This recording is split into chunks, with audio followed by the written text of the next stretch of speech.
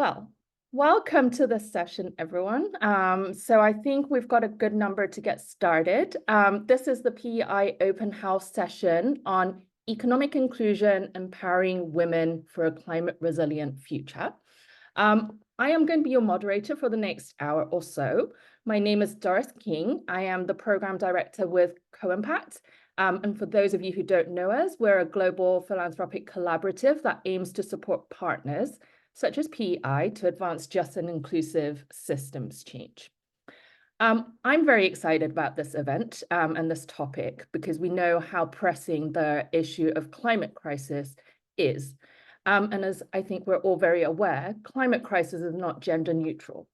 It's a threat multiplier which compounds existing inequalities impacts, including ones that have come about because of deeply entrenched gender inequalities and also gender differences in the allocation of resources, roles, both inside and outside of the household, patterns of livelihood, and so forth.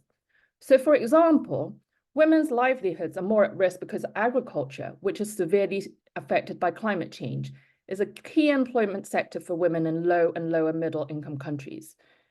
And then as natural resources, such as water, become more scarce because of droughts and erratic rainfall as a result of climate change, the pressure for securing food and water for the family and household often falls to the women as primary procurers, and also then to their daughters, who are often the ones who have to leave school to help their mothers manage the burden in the household.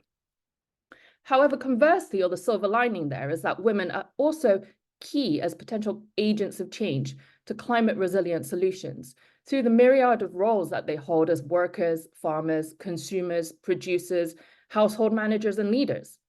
I hope that today's discussion will help us bring this to life through the specific avenue of looking at the potential to adapt and scale economic inclusion programs so that they can enhance women's resilience to climate shocks. These programs aim to empower women economically and also non-economically by improving their agency and addressing some of the social norms that hold them back. The adoption of green technologies, innovative farming techniques, and the use of clean energy can further increase the impact of these programs on women's climate resilience. And access to affordable and tailored insurance products can help women with managing risks and securing more stable incomes. I'm really excited that we have a diverse panel with us today that represent government officials, NGOs, and financial institutions representatives. They will be bringing a particular focus on enhancing women's climate resilience in agriculture and natural resource management sectors. They will discuss adaptations, innovations in program design, as well as risk mitigation strategies to further women's climate resilience. With that, I'm very happy to hand over first to Victoria Strokova, the program manager for PEI, to kick us off with some framing to the discussion. Over to you, Victoria. Thank you so much, Doris, and welcome everybody to this open house. It's also very exciting to be here, especially the day before International Women's Day, to discuss this important topic. I'm very excited to share with you some of the thinking that we've been doing at PEI, at the Partnership for Economic Inclusion, along with our partners, to figure out a way to enhance the impact of economic inclusion programs on women's empowerment and climate resilience. And as Doris has already mentioned, climate change impacts women differently due to their higher exposure to risk, increased vulnerability, and limited access to tools and strategies to combat the effect of climate change. Just to give you some examples, women are overrepresented in natural, resource-based, and climate-vulnerable occupations. And this exposes them to higher temperatures, which can potentially reduce their work hours in the future by as much as 40%. Existing gender inequalities are also impacting women through the impact of natural disasters, because women typically face barriers in access to information and resources needed to adequately prepare, respond, and cope with disasters, including access to early warning and safe shelter. Looking into the future job growth sectors that we expect to grow within the green energy transition, such as renewable energy, of course, are posed to expand, but women have traditionally been excluded from those sectors. For instance, women make up just 32% of the renewable energy workforce today.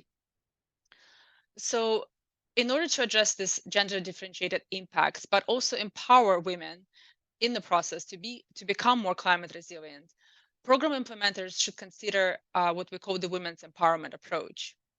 what does it mean? Women's empowerment is the process of expanding women's ability to make strategic choices and exert influence over their lives and futures aligned with their preferences.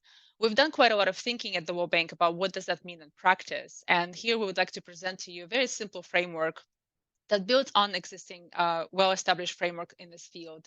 And essentially what this framework does, it highlights the point that empowering women and girls requires a strategy that emphasizes the three pillars: agency, resources, and context, all of which are very important to underpin a woman's or a person's decision making. Agency essentially refers to the ability of women to make choices. Resources is the means to realize those choices. And the context refers to the enabling environment for equitable decision making between women and men. And achievements are outcomes that are realized when this empowerment process has been successful. So using this approach, you can first identify and then alleviate the constraints within each of this pillar of empowerment, uh, to limit to alleviate the constraints that limit the woman's potential to realize her own decisions and make choices. And of course, in this case, since we're talking about economic inclusion and climate resilience, such outcomes could be things like increased incomes and assets, or increased ability of women to cope with shocks or prepare for shocks in the future.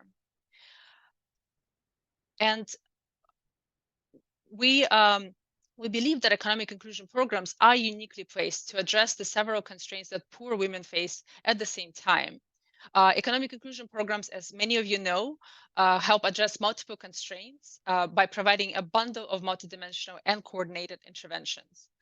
This comprehensive set of interventions is usually delivered in a sequence to ensure that participants receive support when they can benefit the most. And programs customize this package based on the constraints and vulnerability in local context. So as a result, they can be very flexible to adapt to address the variety of constraints at the same time. And let me give you some examples of how we can see these programs potentially addressing these constraints for women to empower them. So for instance, within agency, we know that cash transfers, when delivered to women, can enhance their decision-making power. And many of these programs include a cash transfer component, and oftentimes it is targeted and delivered to women. Within resources, of course, that is the bread and butter of what economic inclusion programs do.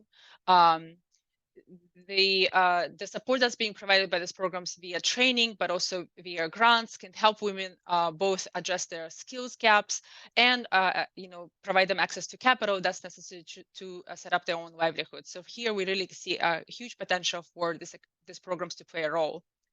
Now, when it comes to context, these programs also have a potential to shift some of gender norms, both within the household, but also potentially within the community. They oftentimes help women and men overcome some of the attitudes and beliefs that can be holding women back, or that do not provide them sufficient decision-making power in the household.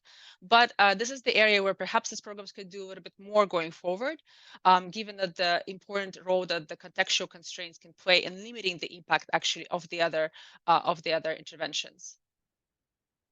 And we see that economic inclusion programs do target women. In 2021, in our State of Economic Inclusion report, we have seen that 88% of all programs target women. And we now see very encouraging evidence coming out, both from the government-led economic inclusion programs and NGO-led programs, that show that these programs can have an impact on psychological well-being of women, on their decision-making power and locus of control. But beyond targeting women, we really believe that programs should be more gender transformative going forward if they are to address the root causes of gender inequalities and reshape the social norms, behaviors, and structures that perpetuate them. This also is particularly important to ensure that women and girls have a voice in the policy making, especially around the issues of climate. So putting this all together, gender transformative economic inclusion programs can enhance the impact on climate resilience by adapting existing components, introducing new ones, or developing additional linkages. They can do so by analyzing the constraints that women and other participants face along the dimensions that we mentioned, and adapt the components or introduce new ones, as I mentioned. And as a result of that, the programs can help increase the outcomes that we would like to see, which is increased incomes and assets, among many others, of course, as well as increased climate resilience. And those two are mutually reinforcing outcomes as well. So of course, one thing to keep in mind is that this is a relatively nascent area, especially at the intersection of gender and climate, where more innovation, experimentation, and evaluation is needed. For the sake of time, I won't go through the list of this kind of ideas and thoughts that we have. I think we could pick them up during the discussion. I think it would be really great to hear from our panelists today about the things that they are doing already in the field that can inform that this going forward. Thank you so much, and over to you, Doris. Thank you so much, Victoria, for laying out that framework to help us organize, obviously, the many strands that are involved in unpacking this topic. So with this, I'm going to introduce our first panelists, who will be sharing on the DRIVE project with a focus on Somalia. And that's looking into opportunities in insurance and financial products that can help with promoting women's resilience. So without further ado, I'm going to turn over to Mr. Abdurrahman Sharif, the country manager for Zebra Insurance, and also Ms. Sonia Plaza, who's the TTL for the Somali Horn of Africa DRIVE project. Over to you both.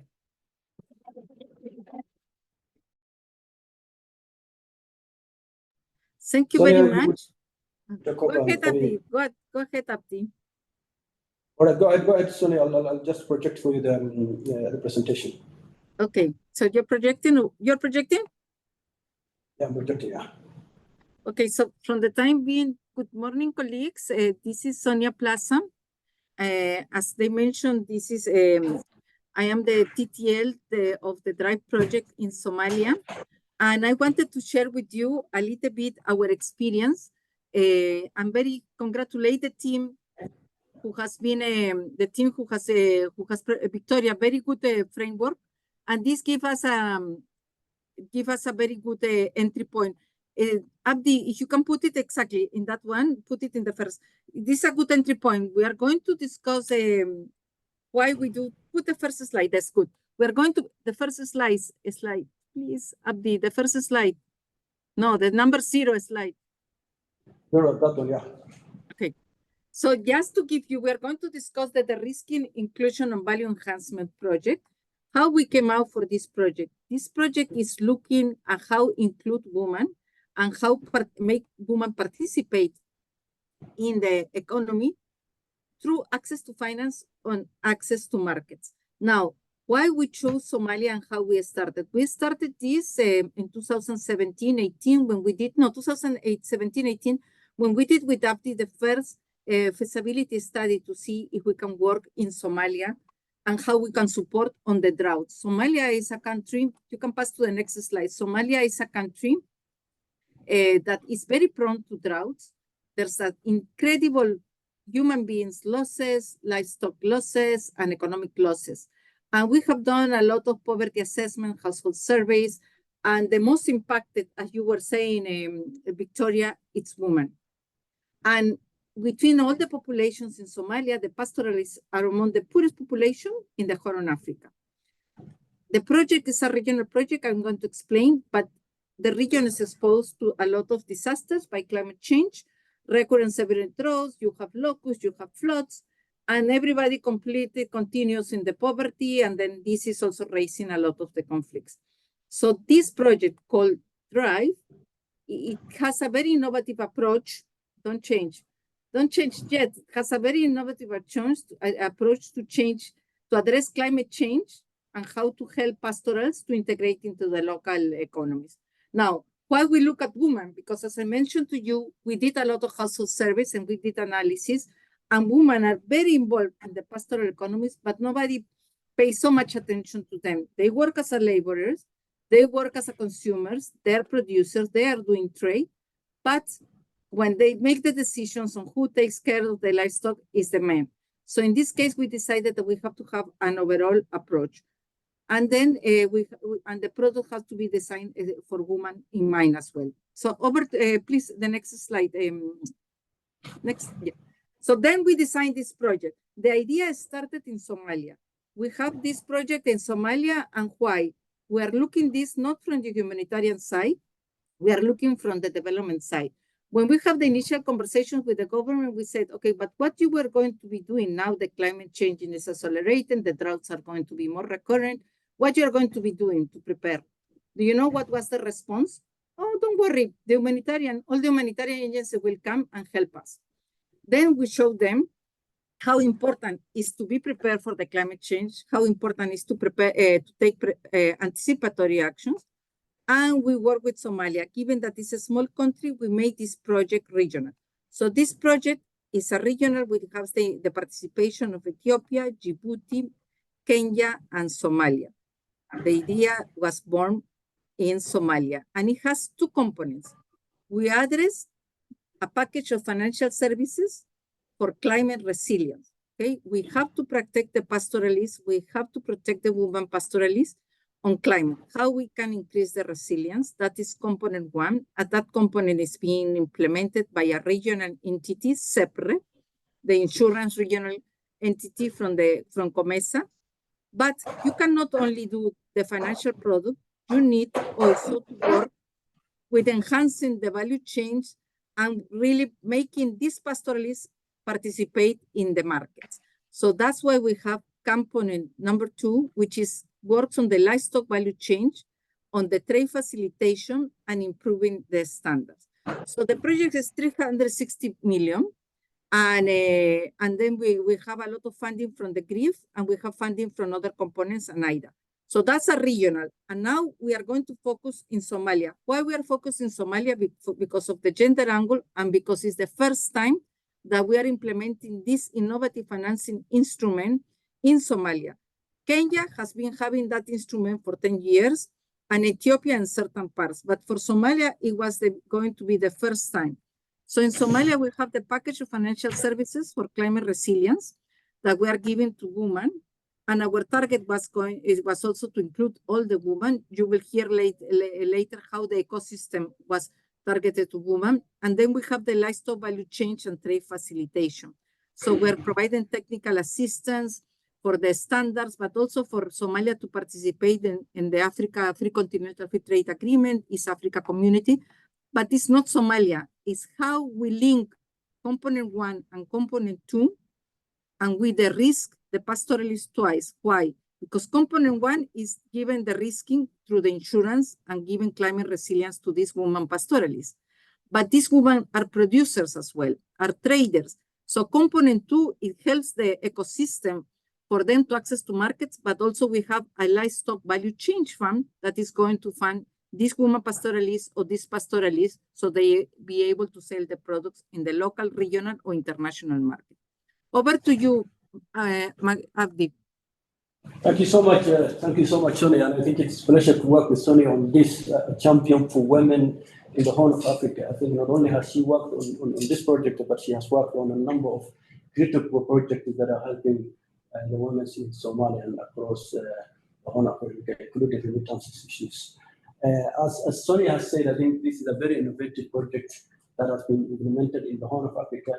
What component one particularly is targeting two critical areas to ensure the resilience of the pastoralist community in the Horn of Africa, particularly in Somalia. And the first one is to do with livestock insurance, index-based livestock insurance, where the project provides a subsidy to the pastoralists to take 5 TLUs. TLUs here is tropical livestock unit, which is equivalent to 5 cows. And the government is providing through the World Bank support 90% subsidies.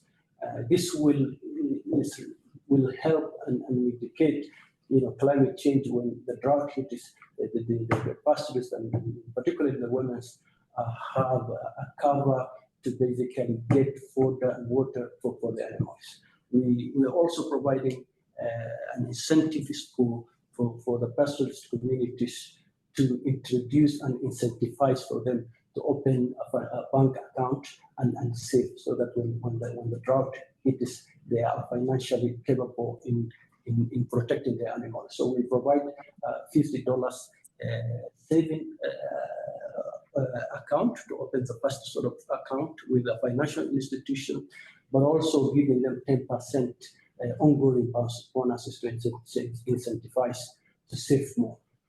We are using a number of outreaches and distributions, this insurance and index-based livestock insurance is a very new, innovative project that is it's being rolled out in Somalia. So what are we doing to ensure that people understand the product? We are basically doing a lot of trainings, and the bulk of that training, which we're going to see next with women's, right? So we do a lot of training for the insurance, for the banks, for the women agents to reach out to the pastoralists. We also provide a lot of tailored training booklets, flyers for them to easily understand what insurance is, but it's the importance of having insure the animals, the importance of opening an account.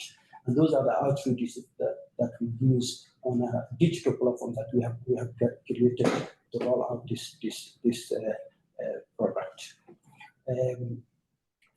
Our expectations was that it will be very sort of, the take-up will be very sort of minimal, but I think the result that we have got for the first year and the second year that of implementing this project was that more than 304,000 households, which is a total of 2 million people, has basically insured their property in 3 countries. And the bulk of that is made up of women, 56% of across the 3 countries. I think it is up to women who take up the insurance product and financial sort of opening accounts with financial institutions. Somalia also, 59% of the people that have taken up the product is women. So that clearly shows that women want to sort of engage in the financial institutions, take insurance products, and open an account to save their animals and their household. As I said, women are leading in terms of taking the insurance coverage for the animals. Since we launched the project, more women here, talking about 63,000, have covered their livestock with insurance in Somalia. For the first season, when we have launched, 83% of the total tropical livestock unit that were insured were acquired by mine. I think this was quite impressive, and the expectation was not what we have basically seen. The proportion of the TLUs across the 4 seasons that we have rolled out the product was consistently outweighed that of men, which has valid insurance of the animals. Again, I think here is another data in 2023. I think or indeed we meant October, November, December as the period that basically we roll out the product. We have registered more numbers of women compared to men. I think the married pastoralists, both male and female, buy more insurance than single pastoralists. However, there are more single women pastoralists buying insurance than single male pastoralists, because in the case of Horn of Africa, and particularly in Somalia, I think mothers are the predominance of the majority of the regional sort of region that we have engaged. Women tend to be the more predominant and are willing to insure their animals against drought.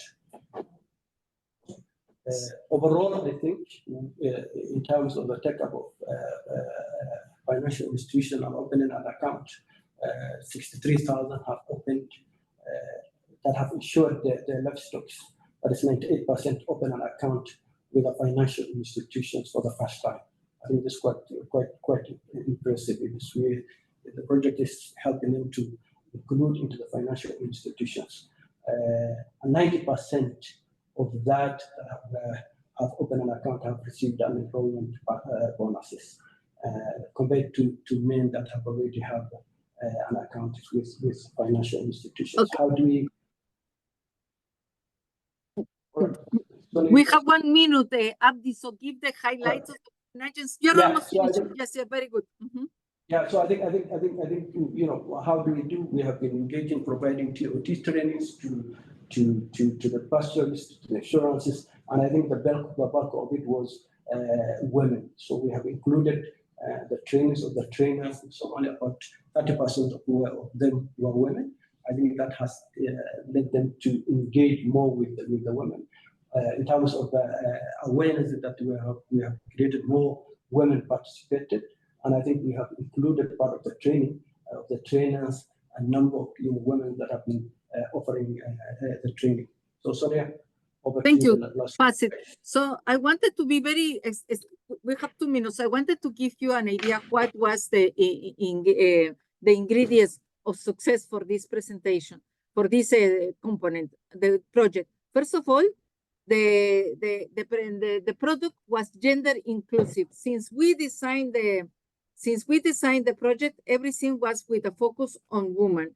And as you can see, it's the whole ecosystem. Just to give you an example, one, we work with the central bank. So from the regulators, we requested the regulators and we trained the regulators also to be women.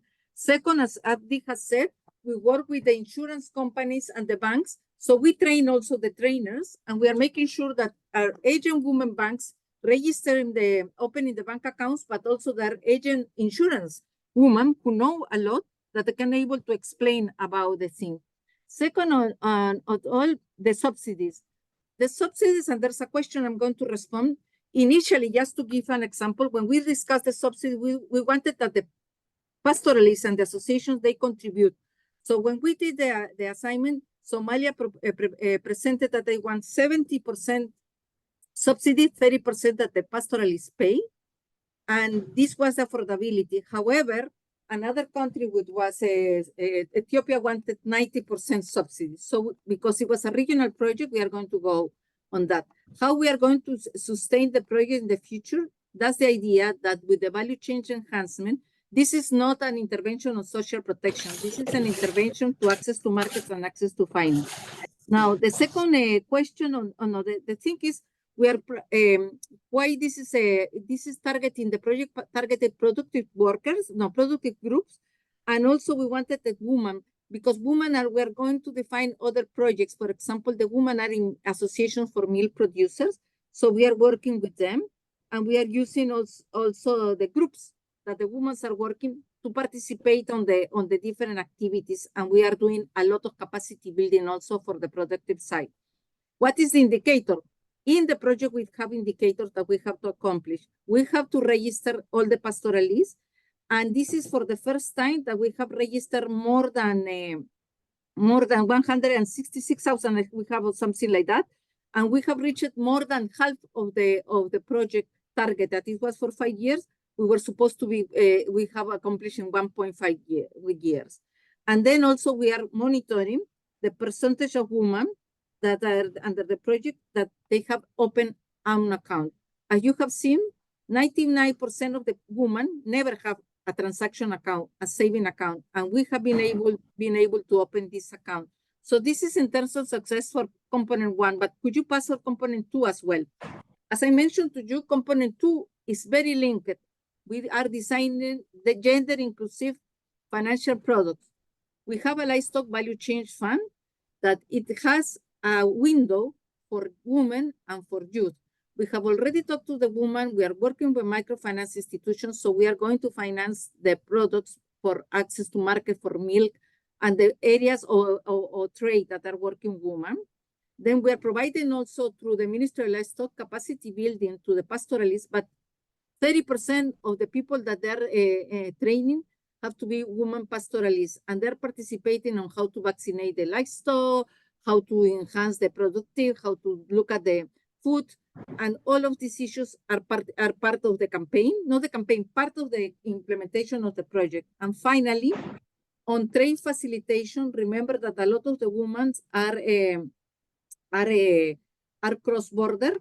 They're doing cross-border and small trader, and they face a lot of challenges, not only harassment, but also a lot of trade barriers. So we are doing a study to reduce them and how to be working better with them.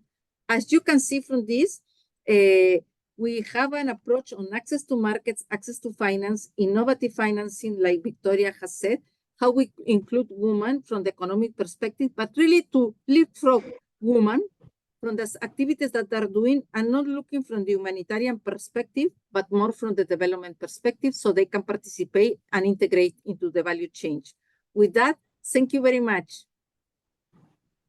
Thank you so much, Sonia and Abdi, for this really wonderful in-depth presentation. And also, I just want to say, the multitasking is amazing that you've answered the questions on the go as well from the audience. So really, it's setting the bar high there. And also any questions that come through, if we've not had a chance to answer, we can probably circulate back afterwards as well, because I know that's generated a lot of interest to dive deeper. So with that, maybe we can shift gears. We were going to be turning over to Anna McKenney from the BOMA to take us through the Green Reap project, which is looking into more the natural resource management side and how that ties into building the climate resilience for women. So over to you, Anna. Great. Wonderful. Delighted to be here, everybody. Good afternoon, good morning to all. My name is Anna McKenney, and I'm the Chief Program Officer at BOMA, and I'm honored to be here today. Next slide. The arid and semi-arid lands of Kenya, of northern Kenya, are a resource-limited ecosystem where the effects of the climate crisis are immediate and they're life-threatening. In a baseline assessment that we've recently concluded, we found that 95% of households were severely food insecure. 84% of households had no unemployment in the last 3 months. The average income was 341 Kenyan shillings, which is about $1.90 per month, not per day. And the usage of fuel wood was at 98% and charcoal at 12%. And our field research found that when women or youth are unable to find formal or informal employment, they rely on extractive activities to support their families. So in 2019, the Climate Justice Resilience Fund, CJRF, supported BOMA to pilot test a forest-focused approach in the Kirisia forest ecosystem. And BOMA enrolled 2,100 ultra-poor women to see if entrepreneurship could offer them a pathway out of poverty while also protecting the forest. And the results were significant. We found 1,260 project participants used non-extractive means to remain economically stable. 60% of participants had shifted out of extractive livelihoods and into green enterprises. They learned ecosystem protection and restoration techniques. 53% of participants joined their local community conservation groups, and more than 40,500 tree seedlings were planted. Next slide. So this model has been deepened and expanded to become our Green Reap approach, or Green Reap programmatic model. Green Reap means a green version of our graduation out of poverty model, which BOMA is most known for, the Rural Entrepreneurship Access Project, or REAP. Green Reap establishes environment neutral or environment supporting businesses as a pathway out of extreme poverty. We know that individuals, households, communities, and the non-human environment all benefit from healthier and more balanced and sustainable ecosystems. So there are 3 main pillars of the approach. The first one is greening livelihoods, using green enterprises to graduate ultra-poor people out of poverty. The second is around greening systems, advocating for policy and structural change to create an enabling environment for sustainable resource management and climate neutral micro, small, and medium enterprises, and greening values, changing social norms, attitudes, and practices regarding natural resource management. With generous support from the IKEA Foundation, we've been able to significantly scale Green Reap through our Lift Northern Kenya project, which is targeting a total of 93,600 people across 3 counties in Kenya, Samburu, Turkana, and Marsabit. And the key communities that are reached through this program are ultra-poor households within the Northern Kenya ecosystems, refugees and IDPs in Kakuma Camp and Kalobey Settlement in Turkana, as well as IDP settlements, and then refugee hosting villages in Turkana County near Kakuma and Kalobey.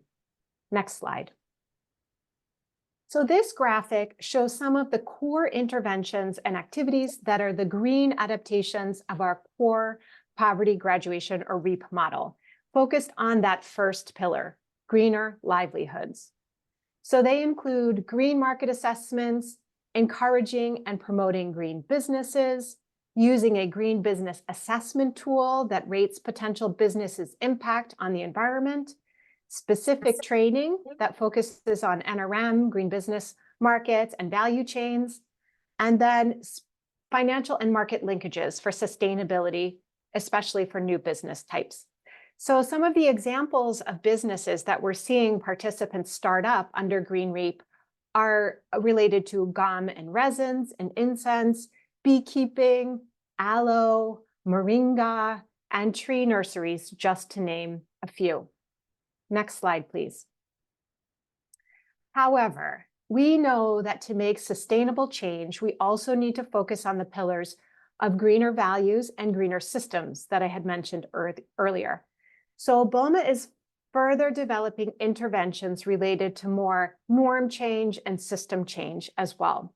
So these include cleaner cooking strategies to reduce charcoal burning and fuel wood use, engaging with community forest and conservation associations, especially focusing more on women's participation in leadership in those associations, capacity building of the association, and registration if they're non-formal. Improve forest management, especially with engagement with the Kenya Forest Service, and system change, including advocacy and policy work with the government on climate resilience, refugee livelihoods, women's role in decision-making in forest associations. So for example, BOMA has joined county-level Department of Environment and Natural Resources, as well as other partners to conduct participatory climate risk assessments, and then work with them also to develop climate change action plans. So in 2023, in Marsabit, for example, BOMA supported this project with specific support to 6 community-level climate change committees that contributed to the development of this participatory climate risk assessment and the report.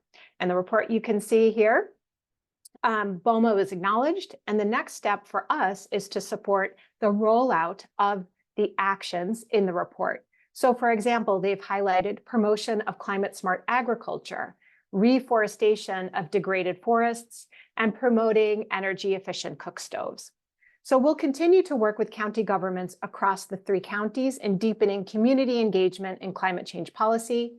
And our key policy footprint will be focused on working with county-level governments and other bodies like Kenya Forest Service to increase the voice and action of these local community groups in the policy space and bringing to life community plans on forest and ecosystem management. Next slide. So with our Green REAP model, we're aiming to see significant change at multiple levels. At the micro level, changes with women, youth, refugees, IDPs, and immediate host communities and their households in terms of economic inclusion, sustainable livelihoods, climate resilience, and economic conservation, and then leading up to more macro level change related to strengthening capacity of county governments and national bodies for the protection of refugee rights, gender equality, and social cohesion among refugee and host communities, and strengthening the policy environment, especially related to green enterprises and other sustainable livelihood activities in northern Kenya. We're really excited to be rolling out these intended outcomes and the tracking of them through our partnership with Innovations for Poverty Action on an RCT impact evaluation. And then we have our own internal monitoring system tracking graduation criteria and other metrics in this project. Next slide. As you can imagine, partnerships are key to Green REAP. BOMA cannot do this alone. I've already mentioned our engagement with county and national governments and other governmental bodies. Our implementing partners are critical to the success of this project. They include Danish Church Aid and smart regional consultants that bring expertise, for example, in climate smart agriculture and technologies and business development services. We're engaging with technical partners in the cleaner cooking space, which is outside of BOMA's area of expertise, and local market and financial actors for linkages, which are just so critical in terms of supporting ultra-poor women to engage in new value chains. Additionally, we're replicating this model in southern Ethiopia with our partner Swiss Caritas Ethiopia, and the focus is across the border from Kenya, the extreme poor and climate change affected communities in the Borena zone in the Oromia region. And we've been able to enroll and support 2,100 participants in their households to build climate resilience. As we speak, there are 700 green businesses that are getting mentorship support today. BOMA aims to scale up this methodology, this approach across the drylands of Africa and beyond, and we're actively seeking partnerships with governments and other NGOs that are interested in the model. Finally, next slide. We'd like to share a couple of early lessons in implementation. So the first is around what we're finding is a disconnect between beliefs and practices around forest protection. So in our baseline survey, we found that about 60% of participants believed that droughts are divinely orchestrated. And 89% of respondents were worried about drought, but seemed to prefer other kinds of interventions around water, schools, and jobs. Only 2.4% of the people surveyed preferred forest restoration projects. So I think we need to focus on this connection between this sort of meta idea of climate and forest protection, and then the actual practices day to day. The second one is around hesitation to try unfamiliar businesses. We found that some of the participants were anxious about the risks about starting up in these new unfamiliar business areas. So we've developed a business growth and diversification strategy that helps entrepreneurs in addressing issues related to specific value chains. We've initiated exchange visits to introduce women participants to these new businesses by bringing them to successful businesses in these new value chains, and also are conducting very close mentoring of new businesses that are starting up in these new value chains. Thirdly, some of the new climate smart technologies and businesses in new value chains required more significant skills than we originally anticipated. So we are working with county level technical officers, and we've co-developed training guides that focus on specific value chains or enterprises, such as apiculture, indigenous chicken, aloe vera, gum and resins, and fodder enterprises.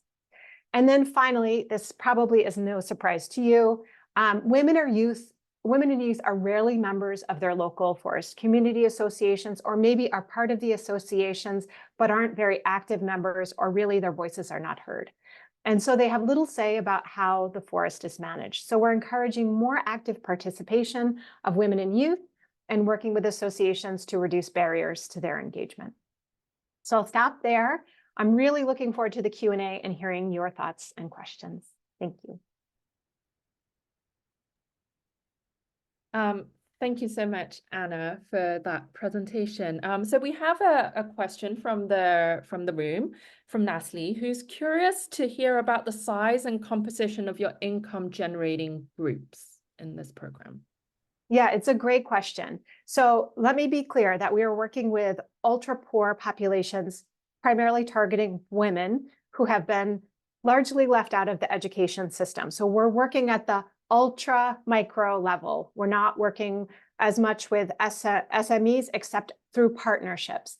And typically what we do is start up with women in small groups of 3. And what we found, we've tested all different numbers of business groups, but 3 seems to be a magic number where women can depend on one another. They have that sort of circle of support and trust, and they can diversify their activities within the business, but not so big that it's difficult to manage.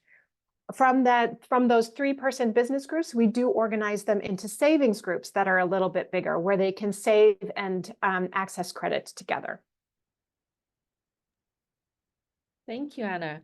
So another question that has come in is, what challenges have you encountered in implementing the Green REAP project, and how have you addressed them specifically concerning women's participation? I think you touched a bit on that already.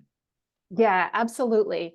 So we really take a whole of community approach and try and work with all different actors, especially government actors, to really think about what are the barriers that are limiting participation. Is it that women are too busy doing other things and can't focus on participation? Is it that maybe their voices aren't really listened to, and so they're less interested in participating? So it's really trying to get to the bottom of the barriers of participation and to really think about engaging with decision makers and community leaders and the importance of this work and including women and young people in it. They have a lot of Indigenous knowledge to share. It's really, you know, when you go and you talk to women and especially in these forest communities, they know they have such tremendous knowledge that's been passed down around what different plants are there, what's drought resistant, et cetera. And so really encouraging listening to those voices in these existing associations. And when women are coming with a business, you know, a savings group, they have a little bit more, it's like both self-esteem as well as a little bit more say in the community because they're successful. And I think that also just addresses some of those dynamics that might limit their participation. Yeah, absolutely. So Anna, I think we have time for one more right now, and then of course we'll answer the rest in our follow-ups afterwards. So last one from Anna, a different Anna. So based on your early experience, what might be the minimum financial capital for investment in a sustainable green enterprise? And are the grants you are providing tailored to that minimum capital? Yeah, it's a great question. We have been looking at grant size and adjusting it based on different product models and different other criteria. I would say we found that some of the investment to start these green REAP businesses, they need a little bit more because the businesses take longer to start up. So if you think about apiary or beekeeping, you're not going to be able to start a business on day one and see business value like you would with a kiosk where you're buying and selling quickly. And so what we've been trying to do is work with women to start some buy-sell activities within that value chain while they work on their longer term business plan. But also trying to see what kind of, like we're limited by what we can offer in terms of grants. But we can work with others in the community, and there is financing available. There are opportunities like the WEF in Kenya, where established businesses and savings groups can actually access women-focused funds from the government. So we're trying to really make those connections from the beginning so that they're not just limited by what BOMA has to offer. Well, thank you so much again, Anna, for sharing the insights of BOMA and your lessons and learnings from this program with all of us. And I'm sure offline there will be many conversations that this will generate. So with that, I would love to move us on to the third panel, which is going to touch upon the Chad Local Government and Adaptation Project. So on that, I am going to welcome Ms. Babkika Nabi Victor to give us the presentation along with Ms. Maipa Dehasila. Thank you to you both. Bonjour à tous et bon après-midi. Effectivement, nous avons à partager la présentation du projet de développement local et d'adaptation au changement climatique, le projet ALBIA, par rapport à la résilience des femmes dans la mise en œuvre de ce projet-là. Donc, comme aperçu général,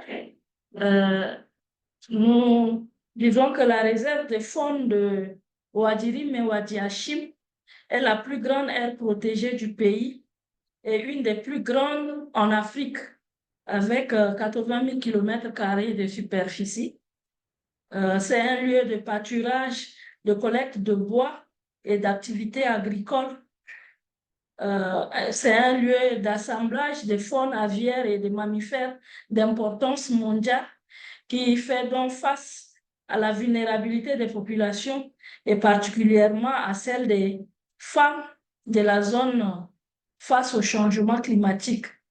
Et cette difficulté est liée à la problématique d'accès à l'eau potable, à la problématique d'accès aux sources de revenus, de bois de chauffe et à un phénomène récurrent de feux de brousse dans la zone du projet. Le projet donc travaille intégralement avec les communautés riveraines à l'inclusion des femmes aux activités, à toutes les activités mises en œuvre pour cette résilience-là. Donc,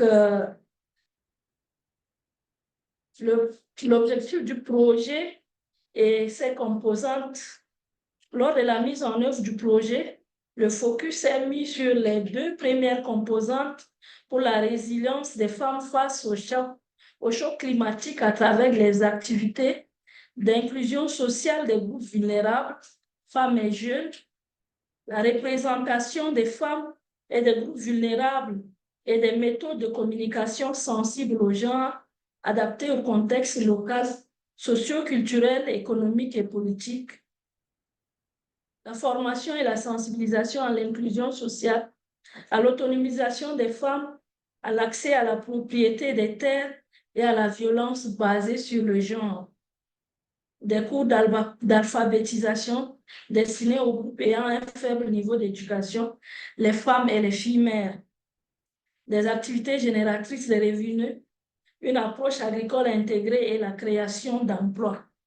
L'approvisionnement en eau et la fourniture de services d'assainissement aux communautés, la mise en place d'un site de production agricole intégré, une aire clôturée comprenant des systèmes agroforestiers, des cultures maraîchères, un entrepôt de stockage, un centre de formation et des points d'eau, l'accès à des services d'approvisionnement en eau et d'hygiène sûrs et fiables et à la promotion pratique de l'hygiène.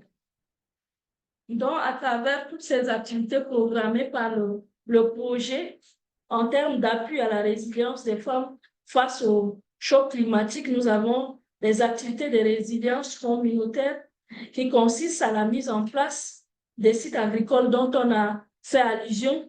Et dans ces sites agricoles, les femmes réalisent des activités de maraîchage, des activités d'agroforesterie et des formations des renforcements de capacités sont faits dans ces centres-là pour pouvoir rehausser le niveau des femmes.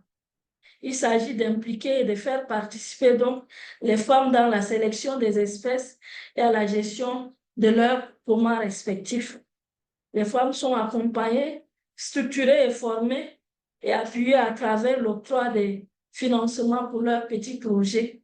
Donc, c'est l'octroi des petits crédits allant de 500 000 à 1 500 000 pour leur permettre de réaliser des activités génératrices de revenus, des petits commerces, du stockage et autres. Au niveau de l'appui toujours des femmes face au choc climatique, il y a des activités liées à la résilience écologique. Donc, il s'agit de reboisement, des activités de régénération naturelle assistée, où les femmes sont mobilisées pour réaliser ces activités et en contrepartie, elles sont payées en quelque sorte, elles reçoivent des moyens qui leur permettent de vaquer, de subvenir à leurs besoins. Elles font partie également des comités de gestion des plaines mises en place dans les communautés. Donc, les 5 hotspots riverains de la réserve de faune de Wadirim et Wadiachim, les femmes sont composées à hauteur de 30% dans chaque bureau dans ces hotspots. La résilience écologique fait partie des vies quotidiennes vu la proximité des moyens de subsistance avec la nature. Les zones sont déjà vulnérables aux aléas climatiques. En allant de l'avant, nous venons sur les retombées du maraîchage dans la vie des femmes, qui est un facteur de motivation et de mobilisation de toute autre activité. Les femmes sont donc motivées et participent activement aux activités du projet. Le projet travaille dans les 5 zones autour de la réserve. Ce sont les hotspots pré-choisis et avec lesquels nous travaillons. Et donc, ces hotspots sont considérés exemplaires pour les autres localités riveraines de la réserve.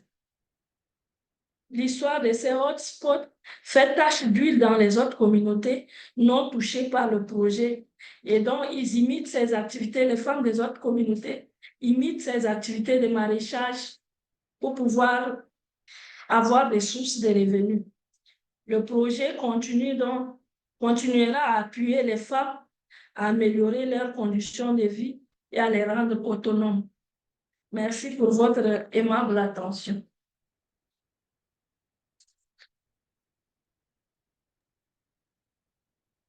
Thank you so much for that presentation. And we have a couple of questions, which we are curious to dive in a bit deeper with you.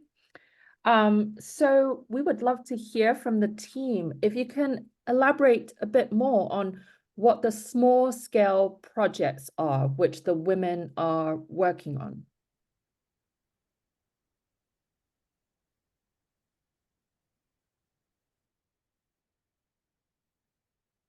Ok, les femmes font du stockage pour pouvoir les vendre au moment propice de vente.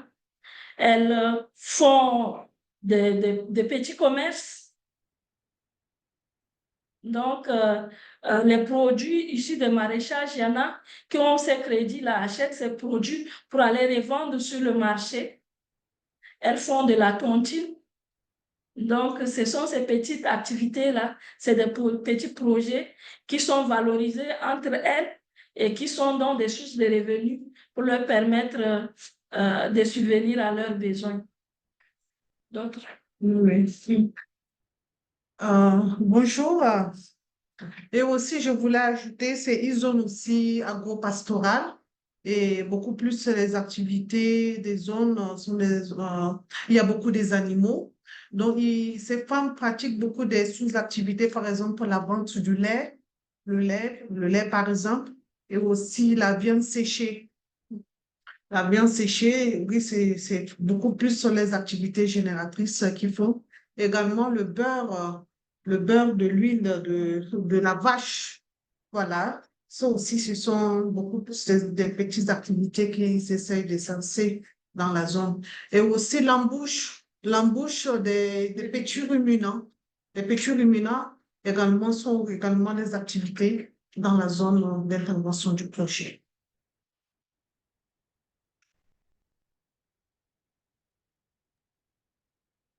Great, thank you for giving us a bit more color to kind of how the project works.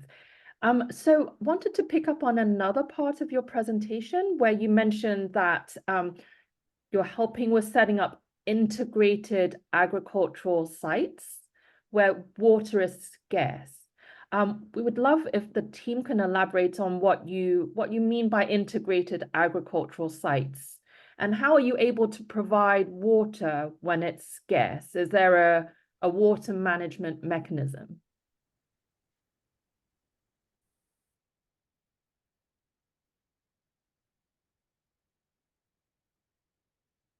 OK. Un site agricole intégré, c'est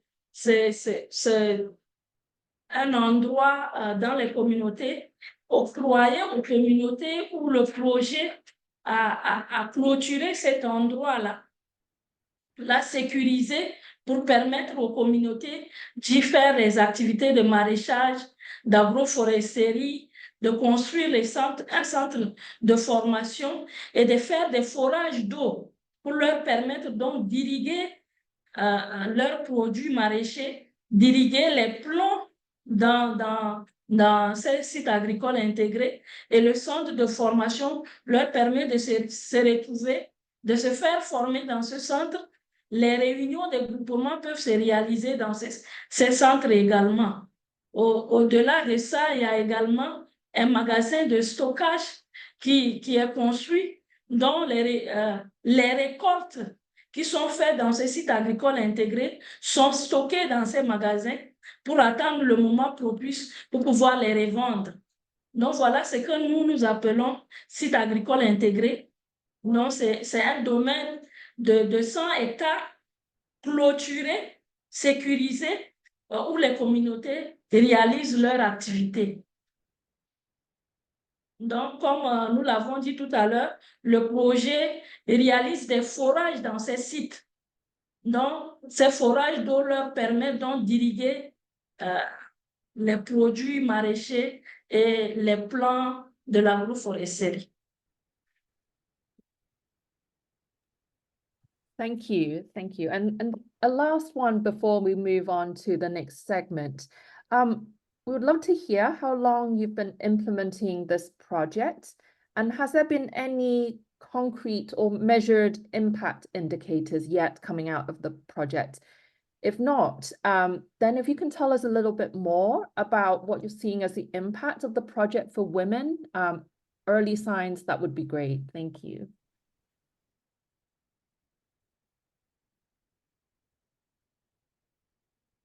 Merci beaucoup. Le projet a démarré en octobre 2020 avec assez de difficultés parce qu'il y a eu le Covid qui était là et ensuite la situation socio-politique du pays.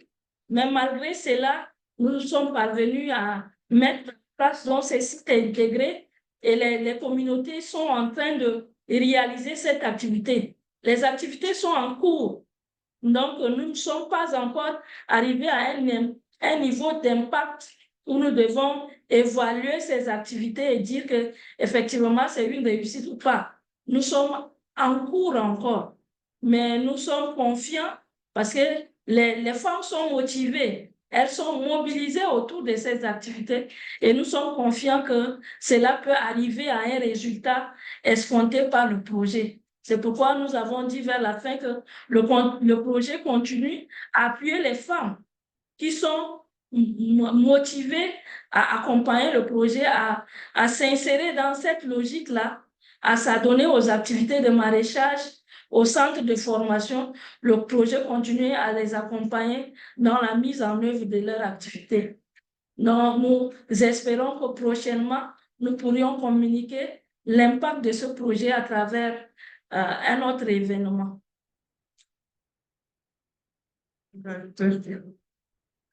Oui, je voulais aussi ajouter aussi quelques points. La prise de conscience également des femmes dans la communauté sur les effets du changement climatique. Là, sur la question de sensibilisation, sur la question du changement de comportement, là, les femmes ont pris conscience en matière de couper les arbres. Là, ils ont beaucoup pris conscience sur cette question-là. On sent un peu l'impact déjà au niveau du côté des femmes. Et aussi, nous avons également organisé ces femmes parce que là, quand le projet est arrivé, il y a aussi certaines femmes qui étaient déjà organisées. Et là, nous, le projet est arrivé, nous avons structuré ces femmes dans leur groupement parce que là aussi, ils avaient déjà des initiatives dans la lutte contre le changement. Donc, nous avons structuré également ces femmes. Nous sommes en vue de structurer d'abord ces groupements. Et là, maintenant, nous allons les appuyer maintenant en formation, comment ils vont pratiquer le maraîchage dans ces sites déjà intégrés, parce que ces sites sont déjà clôturés. Et là, il y a déjà les points d'eau qui sont déjà là aussi. Donc, là, il y a une prise de conscience déjà et ils sont vraiment motivés. Ils sont dans l'attente de faire déjà la pratique de ces maraîchages dans le site.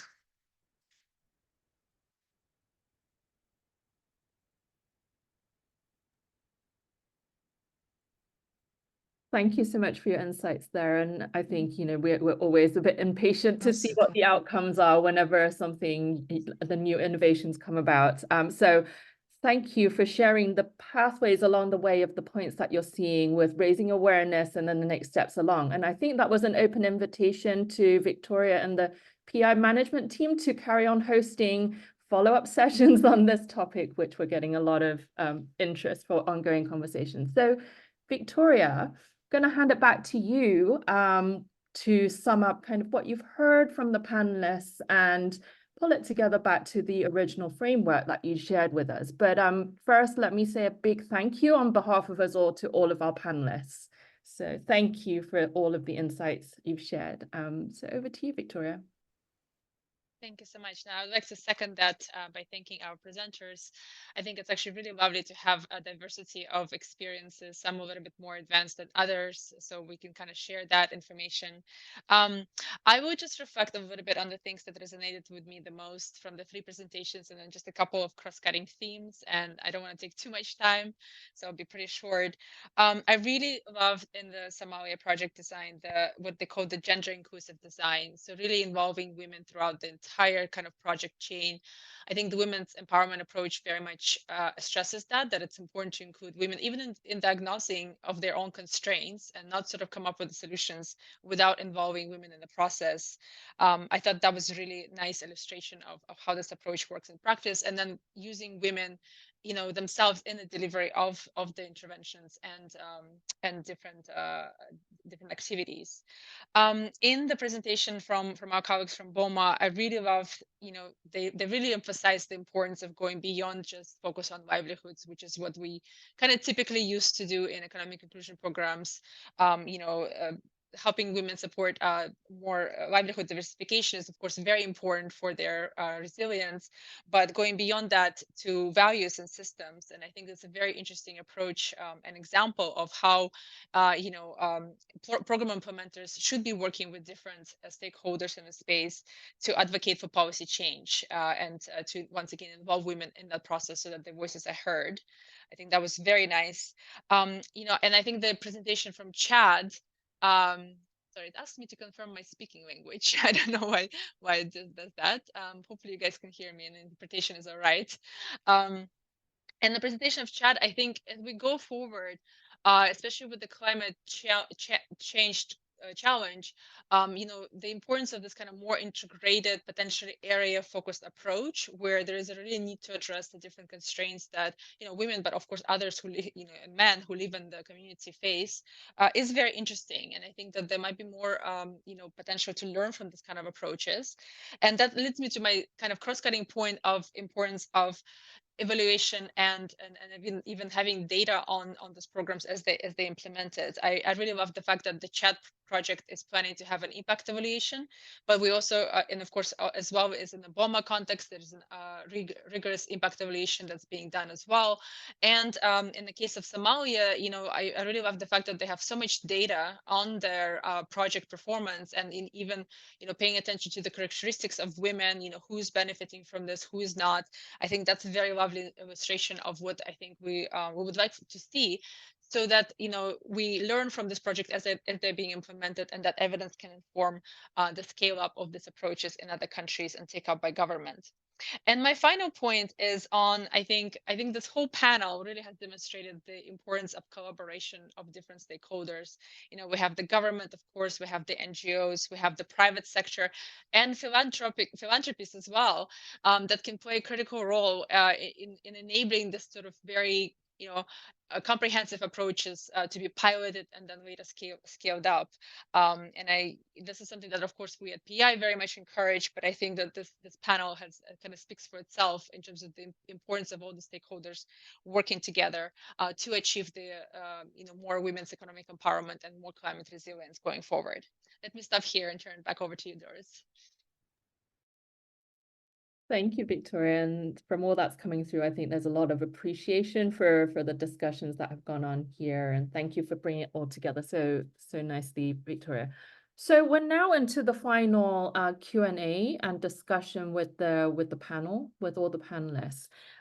So what I want to acknowledge first is that we do have quite a few questions for BOMA. But maybe if we don't get the full time to go to all of those, we will take those offline. But I'm going to start with a question first that was for all the panelists. And it was raised whether you all have seen any initiatives that are encouraging men to support the empowerment and participation of women.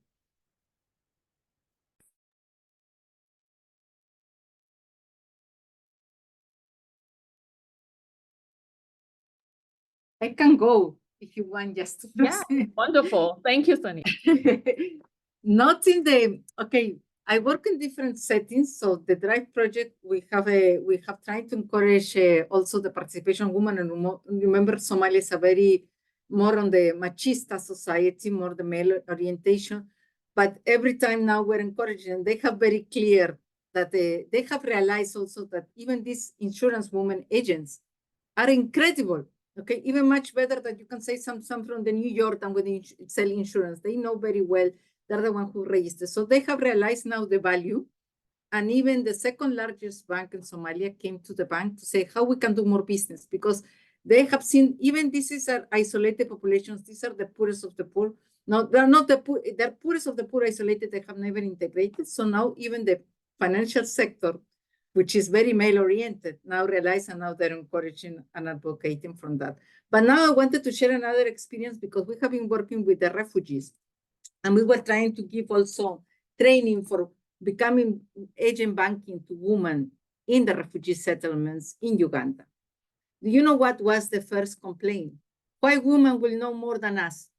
In the next training, we, the husbands, have to come to the training, okay? Because women cannot know more than us. So we have to balance this situation and the kind of things we are giving that the training, and they have to be the digital, but also we have to empower women to be able to do the digital. So we have this balance, because they feel men have to know more. It cannot be possible. And then we face the thing that the husband don't allow the woman to participate. So we have to invite them. So this is the kind of things that you have to balance when we're working with them, and then target the focus group. For example, Abdi can mention also a lot how he targets the focus group when we are doing on the member states. We are not in Mogadishu, we are the federal member states, and we are facing also a different type of conflicts. And he has to see and how he deals with all this population. No? So maybe Abdi, you can say something on that if you are still connected. Thank you very much. This is my things. Yeah, no. I think as you said, that's clearly the approach that we take. I'm a man myself, encouraging women to participate more, but on a serious note, I think we engage with the government, with the community sort of leaders, and I think they tend to sort of encourage women to participate in the training. They tend to sort of push, ensuring that a lot of women are, included into the awareness campaign that we do in the villages in remote sort of areas. So I think there's a broad sort of participations from across, stakeholders, government, community leaders, local governments, to ensure that women are represented in all the trainings and awareness that we do. Thank you so much. Doris, I'm happy to share. I mean, I love those examples. I'm happy to share a little bit from BOMA's experience. So during our initial stages in any new community, like our pre-program phase, we absolutely work with community leaders and government officials in that county to make sure that there's buy-in. So we clearly communicate exactly what we're going to do and when we're going to do it, so that it's clear to everybody from the beginning, including the amounts of cash transfer, how we set up businesses, et cetera. So it's clear, and we need community buy-in from the beginning, so that there aren't misalignments later on. We also include those leaders in the selection process. It's a community engaged process to select participants, and they set their own criteria, and then we do mapping, like many organizations through a PRA process, and then a validation of that process. I would say that even within that, there are cultural norms and gender norms that we confront all of the time. But I tried to share a little example in my presentation and one of the questions that you had asked, that when there's success, people follow, right? So when you have these amazing women starting businesses and starting savings groups, you see men very interested in the community about what's happening, and even going to savings group and asking for loans from the women's savings group. And I think there's some building of success there and some sort of showing the way of how this can change that just happens organically through a program like this. But then there are other stereotypes and barriers that we need to address head on. So I think, by naming them, by communicating about them, and by showing examples of how things can be different, I think that works. The problems that communities are facing aren't women problems or men problems, they're community problems. And so when solutions are brought that actually address some of those problems, I think people get on board. Thank you so much for sharing those insights and also the kind of experiences that you've all had through the work. Oui, au niveau du Tchad également, nous voulons partager une expérience. Nous avons des contextes qui changent d'une zone à une autre. Nous avons des zones où les femmes sont relayées à un second plan. Donc, quand il y a une rencontre, c'est les hommes qui sont devant et les femmes derrière. Donc, dans ces contextes-là, les femmes ne prennent pas la parole pour exprimer ce qu'elles ressentent. Donc, nous sommes obligés d'adopter une autre stratégie où nous communiquons, nous sensibilisons les femmes à un certain niveau pour leur expliquer qu'elles peuvent faire beaucoup de choses, elles peuvent s'exprimer et que nous sommes là pour ça. Donc, nous avons vraiment travaillé sur la sensibilisation. Nous avons communiqué autour de ça pour arriver à ce que les femmes puissent exprimer ce qu'elles veulent et ce qu'elles ressentent. Dans un autre contexte où les petits crédits sont donnés, mais les hommes prêtent cet argent en disant « oui, prête-moi, je vais faire telle chose avec et je vais te rembourser ». Malheureusement, ces fonds ne sont pas remboursés et la femme se retrouve bloquée. Elle ne peut pas réaliser ses activités génératrices de revenus, ou bien elle ne peut pas rembourser ce fonds qui lui a été donné en crédit. Donc, ce sont des difficultés qui existent et qui dépendent d'un contexte à un autre. Et le projet accompagne donc les femmes dans la sensibilisation, dans la communication, et le défi est en train d'être relevé. Le comportement des femmes également, comme aujourd'hui elles sont un peu ouvertes, elles comprennent ce qu'elles doivent faire, elles sont vraiment, elles prennent le devant pour pouvoir avancer et faire librement ce qu'elles veulent. C'est pourquoi aujourd'hui, organisées en groupement, en coopérative, elles peuvent s'unir et aller et réaliser des activités dans les sites agricoles intégrés. Vous avez vu dans la présentation, il y a des images où elles ont fait du maraîchage et entre elles-mêmes, elles ont cueilli dans les récoltes, dont elles revendent, et elles sèchent une partie. Donc, les choses évoluent déjà, il y a un changement dans ces communautés. Les femmes vont de l'avant dans la réalisation de leur activité. Merci.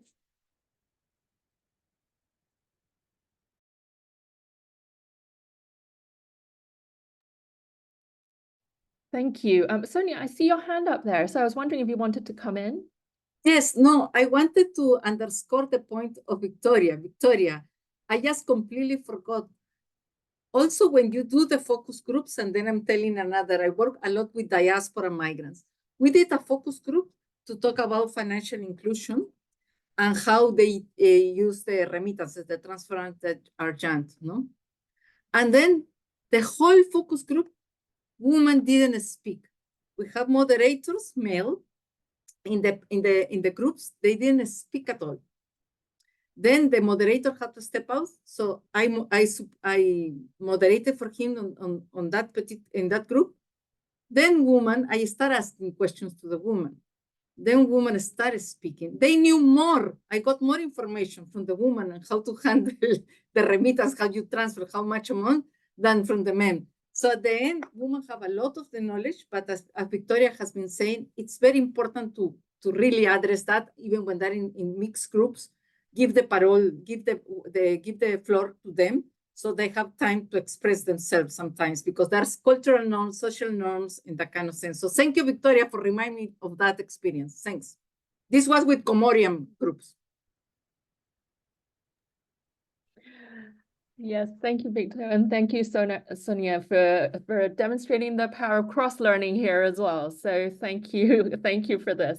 So I'm going to close maybe this segment with one last question for all of the panelists again, which was from Catherine. So one thing that the PEI team brought up in the beginning was the shift towards programs that are truly gender transformative for women, increasing the decision-making power, leadership roles, etc. Should be curious to hear within each of your program what works and what have been challenges to those gender transformative aspects.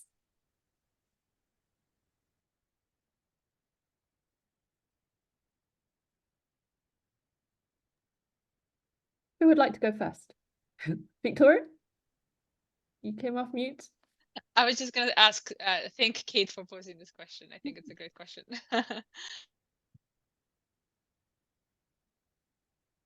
But I don't have the answers. So I would love to hear from our participants. I mean, this is sort of the next frontier, right? I feel like, and I think that we try to underscore this, is that I think we have a lot of different approaches that work with respect to livelihoods, with access to finance now.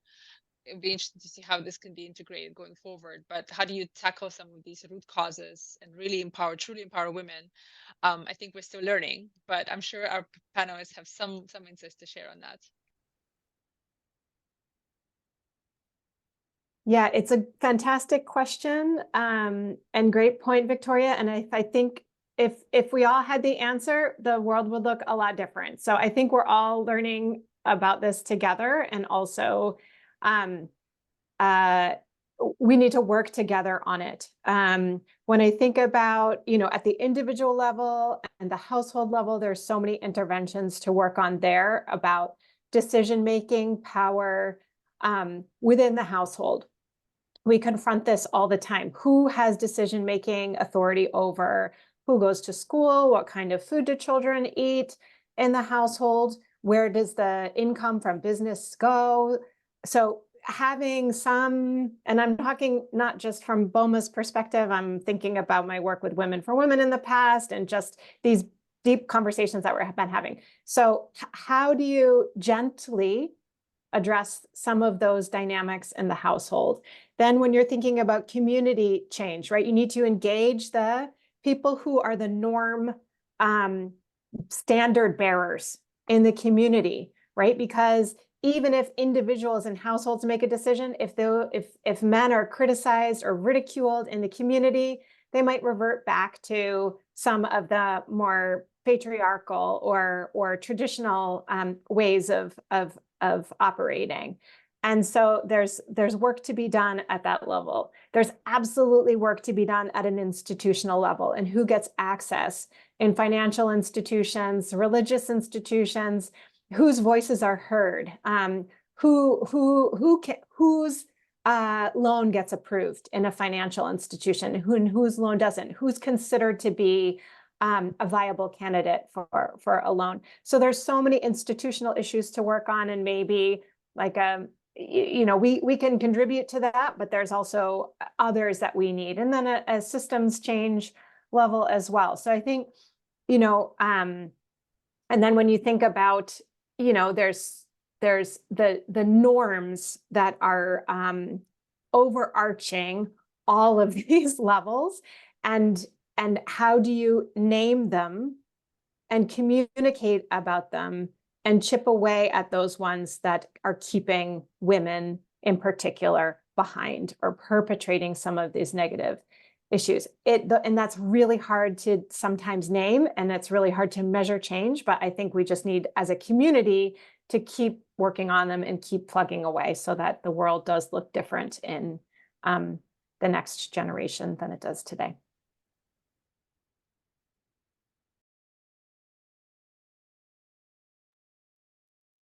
Thank you, Anna. It's not an easy question to answer in the 2 minutes that we have, and I would just like to keep the floor open for our other panelists in case you want to come in on this. I think that there's a lot of hope. Okay, so I think, but we have to keep continuing because it's our role to really give the structural change for women to participate. You have seen the change in Latin America, but one warning is women have been participating in economic inclusion. Women have been now, before, I remember that before I used to tell my dad, oh, I'm going to be forever your daughter and I will never marry. And he said, why you will never marry? Because according to the civil code, fathers have to support their daughters forever if they're single for all their life. That has changed. So that was, I always bothered him when he didn't want to give me money for something. So I said, oh, we'll never get married. No, because that's kind of thing. Now we have seen a lot of emancipation, a lot of things on the woman, but at the same time, we are observing in Latin America a lot of gender violence. So and people are thinking, is this in revenge? Because women are doing much better than men. So I wanted that when we work on these projects, it's not that who is better than nothing or whether or the things, it's how we can really grow for the country, for the kids, and that will be, because still we see a lot of bias against women. And we are trying, even right now at the professional level. Over, that's my message. I'm not a feminist, so I'm not going to respond the question. I always said I'm a human being propelling for all the rights of everybody. Yeah, I mean, decades worth of entrenched behavior, norms, and underlying all this. It's a very, very deep and intractable issue to unpack. With that, I am getting the prompt that we are at time. So what I'm gonna say is first a big thank you to you all for joining us on behalf of the teams that have presented, and then also to